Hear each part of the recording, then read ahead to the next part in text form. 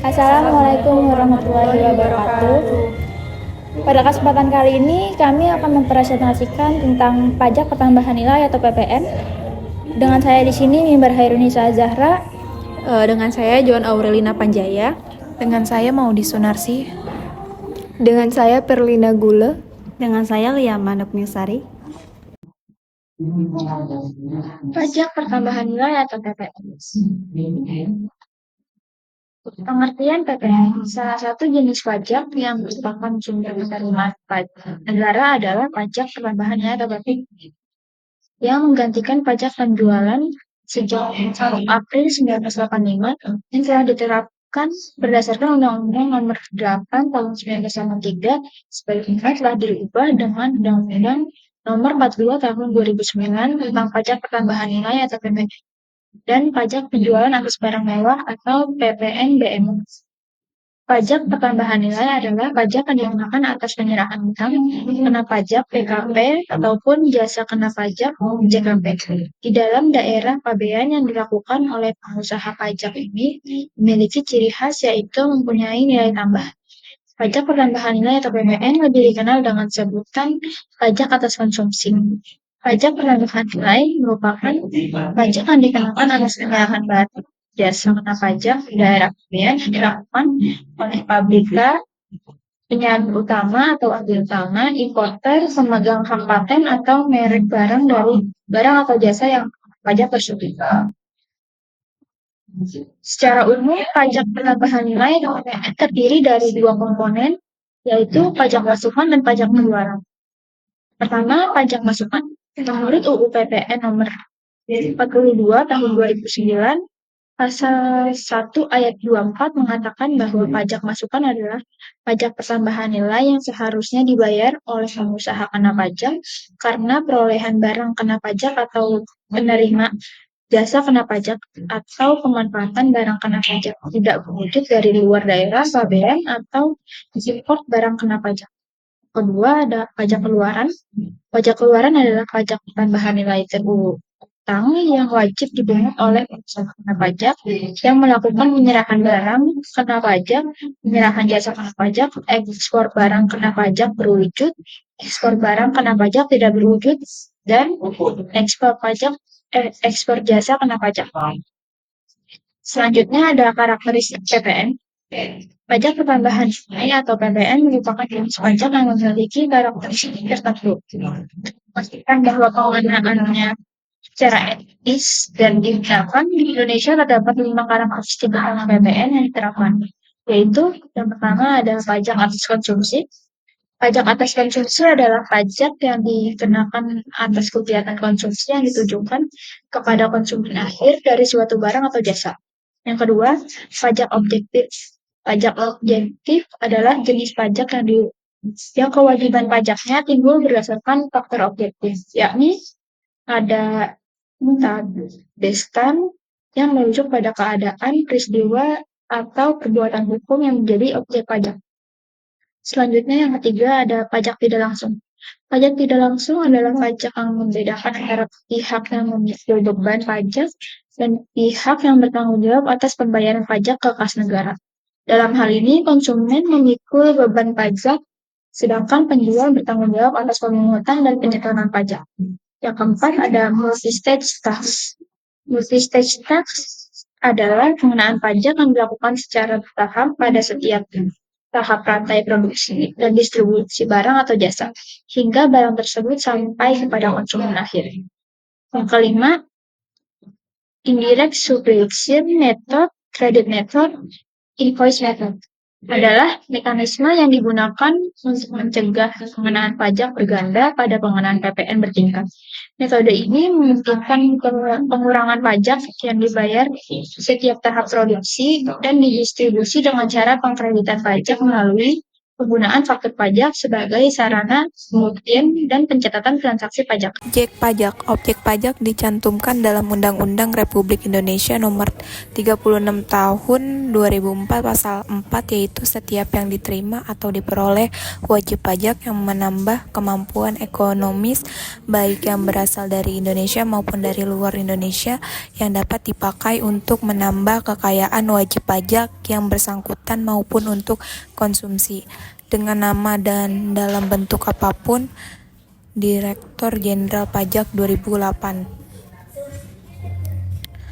Subjek pajak. Pengelolaan subjek PPN dibagi menjadi dua, yakni pengusahaan kena pajak PKP dan non-PKP. Satu, pengusahaan kena pajak atau PKP, yakni satu PPN dipungut oleh pengusaha kena pajak PKP dalam hal PKP melakukan penyerahan BKP atau JKP. PKP melakukan ekspor BKP, ekspor BKP tidak berwujud, dan ekspor JKP. Sebagai subjek PPN, PKP diwujudkan membuat faktur pajak dengan bentuk yang sudah ditentukan oleh Direktorat Jenderal Pajak DJP, yakni faktur pajak elektronik atau e-faktur atas penyerahan dan penerimaan BJKP atau JKP serta melaporkannya. Subjek pajak non-PKP. Individu dan non-PKP yang menggunakan BKP JKP di wilayah pabean Indonesia juga termasuk dalam subjek PPN, akan tetapi pengenaan PPN umumnya sudah termasuk dalam harga yang dibayarkan oleh konsumen. Aturan ini tertuang dalam Undang-Undang Nomor 42 Tahun 2009, Undang-Undang PPN Pasal 4 Ayat 1 huruf B dan huruf E serta pasal 16C. PPN akan tetap terutang meski yang melakukan kegiatan bukanlah PKP, yakni dalam kondisi seperti impor BKP, pemanfaatan BKP tidak berwujud dan luar daerah pabean dan di dalam daerah pabean, pemanfaatan JKP dan luar daerah pabean di dalam daerah pabean, melakukan kegiatan pembangunan. Adapun sebagai subjek pajak pertambahan nilai, pengusahaan kecil tidak termasuk dalam kategori PKP.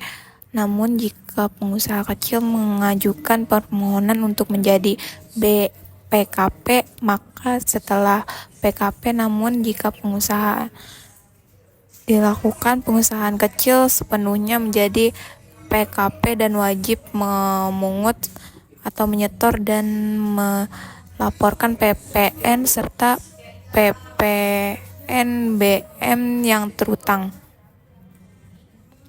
Dasar hukum PPN. Undang-Undang Nomor 42 Tahun 2009 adalah perubahan ketiga atas Undang-Undang Pajak Pertambahan Nilai PPN yang merupakan dasar hukum terbaru yang mengatur mengenai PPN di Indonesia.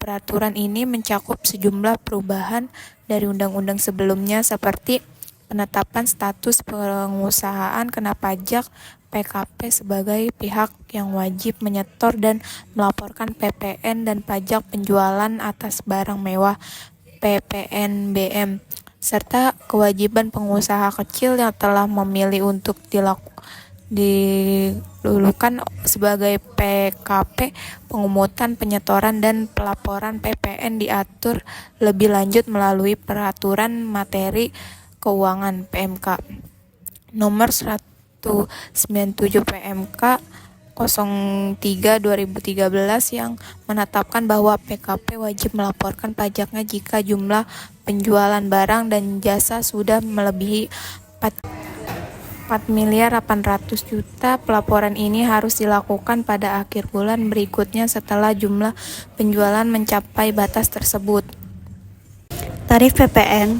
penerapan kenaikan tarif pajak bertambah nilai apa disebut PPN berdasarkan Undang-Undang Harmonisasi Peraturan Pajak atau HPP baru-baru ini dilakukan secara bertahap sebagai berikut. Yang pertama, ada tarif umum. Tarif PPN sebesar 11% berlaku mulai 1 April 2022. Yang kedua, ada tarif PPN sebesar 12% akan diberlangsungkan paling lambat pada 1 Januari 2025. Yang kedua, ada tarif khusus. Tarif khusus diberlaku untuk kemudahan dalam pengukutan PPN atas jenis barang atau jasa tertentu atau sektor usaha tertentu dengan tarif PPN final seperti 1%, 2%, atau 3% dari peradaan usaha.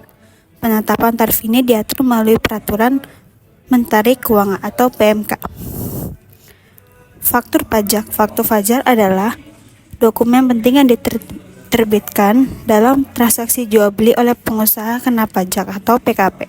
Dokumen ini berfungsi sebagai bukti adanya penyerapan barang kena pajak atau BKP atau jasa kena pajak JKT yang dikenakan pajak. Sebagai bukti pemungutan pajak, faktur pajak menjadi persyaratan wajib yang harus disiapkan sebelum pelapor pajak bertambah nilai PPN oleh PKP. Jenis faktur pajak ada dua. Yang pertama ada faktur pajak keluaran. Faktur pajak keluaran berterbit oleh PKP melakukan penyerahan BKP atau JKP, termasuk BKP kategori barang mewah. Dokumen ini berkaitan langsung dengan kewajiban pemungutan PPN oleh PKP penjualan. Penerbitan faktur pajak keluaran adalah konsekuensi dari sistem self-assessment yang berlaku sejak 1983, di mana pelaku usaha wajib memotong, membayar, dan melaporkan pajak secara mandiri. Yang kedua, ada faktor pajak manual. Faktor pajak manual digunakan dalam pelapor pajak, tetapi sejak Juli 2016 seluruh PKP diwajibkan menggunakan e-faktor. E-faktor adalah sistem elektronik yang mempermudah administrasi perpajakan, mencegah faktor pajak fiktif, dan meningkatkan transaksi. Dengan e-faktor, data transaksi langsung terintegrasi dan dapat diverifikasi secara real time oleh Direktur Jenderal Pajak atau DJP. Contoh faktur pajak. Lanjut, mekanisme kredit pajak, penyetoran serta pelaporan SPT masa PPN. PT XXX menggunakan mekanisme kredit pajak setiap akhir bulan dengan membandingkan pajak keluaran yang telah dipungut dengan pajak masukan yang diperoleh. Kemudian menghitung apakah terjadi kurang bayar atau lebih bayar. Selanjutnya dilaporkan ke SPT masa PPN berdasarkan perhitungan PPN di atas. Maka pajak masukan lebih kecil dari pajak keluaran, maka terjadi kurangnya bayar. Jurnal berikut. PPN keluaran EP 174.352 rupiah 257 negara. PPN masuknya 37.689 rupiah 84 rupiah. PPN kurang bayar 134.663.172 rupiah. PPN kurang bayar tadi wajib disetorkan ke kas negara. Jurnal pada saat menyetorkan PPN kurang bayar yakni hutang PPN 136.663 rupiah 170 rupiah. Kas di bank 136.663 rupiah. Lanjut, mekanisme kredit pajak, penyetoran serta pelaporan SPT masa PPN.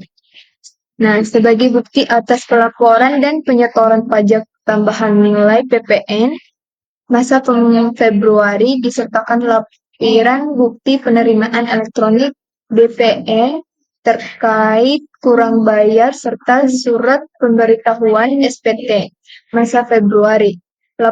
Lampiran ini menunjukkan bahwa kewajiban perpajakan telah diselesaikan sesuai dengan ketentuan yang berlaku. Berikut adalah bukti penerimaan elektronik PT XXX. Misal SPT masa PPN berdasarkan PMK nomor 243 tahun 2014 harus memuat informasi sebagai berikut.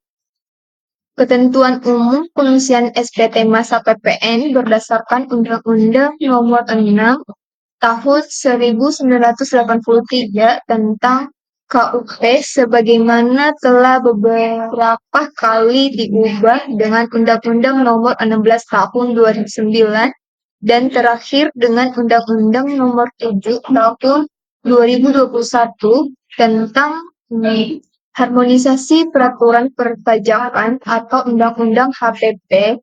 Disebutkan bahwa SPT masa PPN ditandatangani oleh orang yang diberikan kuasa, harus dilampirkan dengan surat kuasa khusus.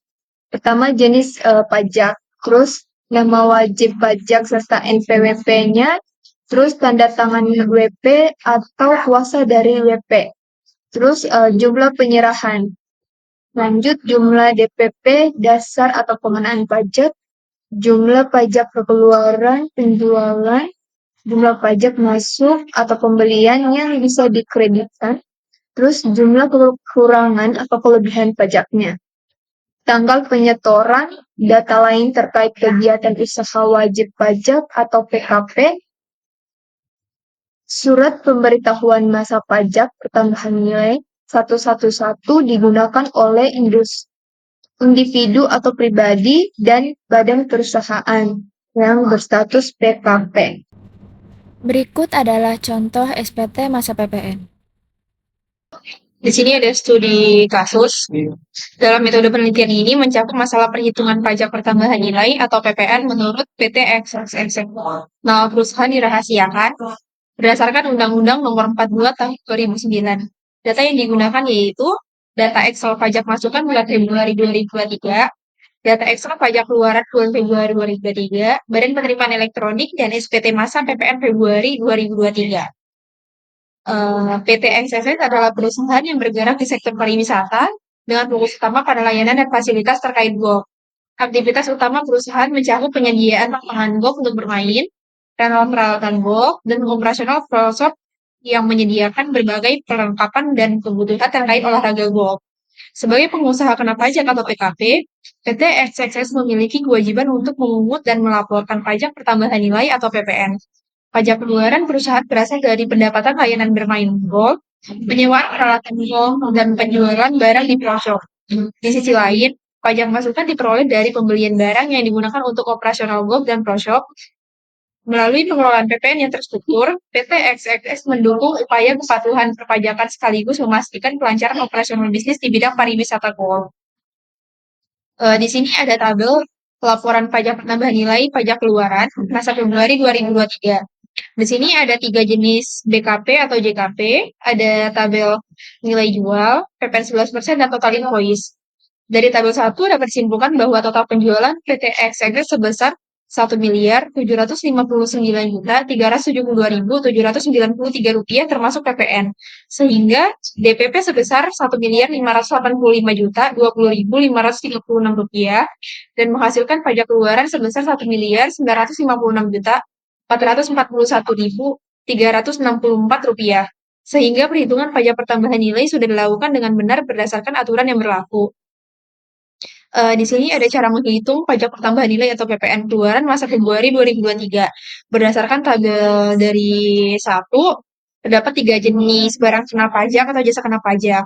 Yang pertama ada green fee. Green fee yaitu biaya yang dibayarkan untuk bermain golf.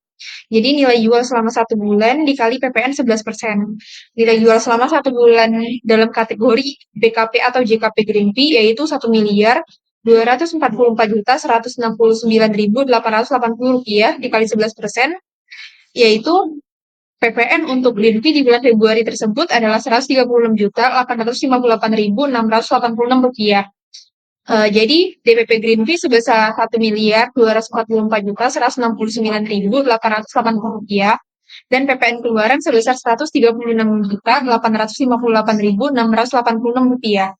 Total invoice yang dikeluarkan oleh PT XSS untuk BKP dan JKP green fee selama bulan Februari 2023 adalah Rp1.381.028.566. Yang kedua ada rental.